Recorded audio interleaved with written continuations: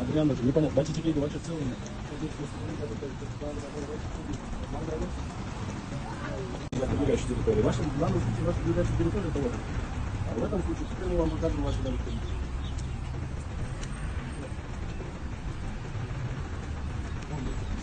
Вон мусор. С той стороны мусор.